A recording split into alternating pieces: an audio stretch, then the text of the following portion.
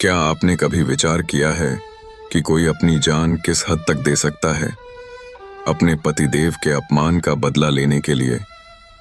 आज हम आपको एक पावन स्थल पर ले चलते हैं जहां मां सती का महादेव के प्रति अटूट प्रेम और समर्पण का अद्वितीय उदाहरण देखने को मिलता है। सती कुंड, कनखल, हरिद्वार।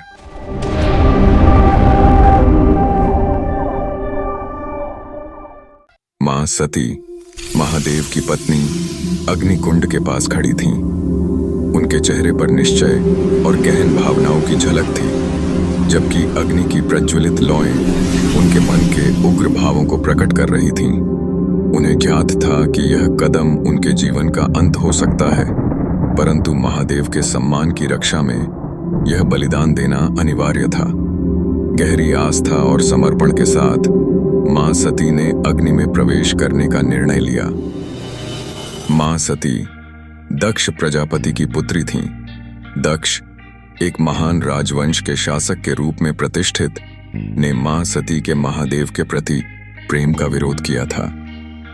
इस पवित्र विवाह के कारण पिता पुत्री के बीच एक दूरी उत्पन्न हो गई। कुछ वर्षों पश्चात दक्ष ने एक भव्य यज्ञ का आयोजन किया, जिसमें देवताओं की प्रसन्नता का विशेष ध्यान रखा गया, परंतु जानबूझकर महादेव और मां सती को आमंत्रित नहीं किया गया। फिर भी मां सती अपने पिता और महादेव के बीच सौहार्दपूर्ण संबंध स्थापित करने की आशा में यज्ञ स्थल पर पहुंची, भले ही महादेव ने उन्हें चेतावनी दी थी। यज्ञ स्थल पर पहुंचते ही दक्ष ने सार्वजनिक रूप से महादेव एवं मां सती के प्रति अपमानजनक व्यवहार किया और उनके पवित्र विवाह का उपहास उड़ाया।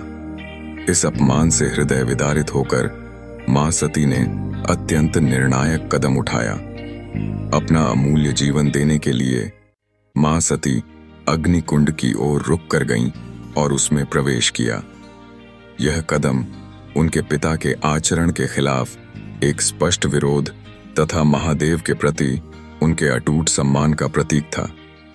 महादेव मां सती की मृत्यु की वार्ता सुनते ही अत्यंत शोक एवं क्रोध से भर गए। उन्होंने अपना वीरभद्र रूप धारण किया, एक भयानक और शक्तिशाली अवतार, और यज्ञ स्थल पर पहुंच गए। वहां उन्होंने राजा दक्ष का सिर धड़ से अलग कर दिया और यज्ञ को नष्ट कर डाला।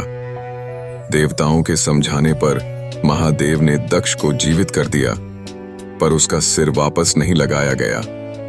इसके बजाय एक बकरे का सिर दक्ष के धड़ पर लगाया गया, जो उसके पुनर्जन्म का प्रतीक बना। इसके बाद महादेव मां सती के शरीर को लेकर भटकने लगे, जिसका दुख और तांडव पूरे संसार में गूंज रहा था। तब भगवान विष्णु ने अपने सुदर्शन चक्र से मां सती के शरीर को कई टुकड़ों में कर दिया, जो भारत के अलग अलग हिस्सों में गिरकर शक्तिपीठ बन गए। यह स्थान उनके प्रेम और सम्मान की कहानी को जीवित रखता है, जहां भक्त श्रद्धा से उन्हें याद करते हैं। इस प्रकार के और रोचक वीडियो के लिए, और यदि आप भी महादेव से अटूट प्रेम करते हैं, तो कृपया चैनल को सब्सक्राइब कर लें। धन्यवाद।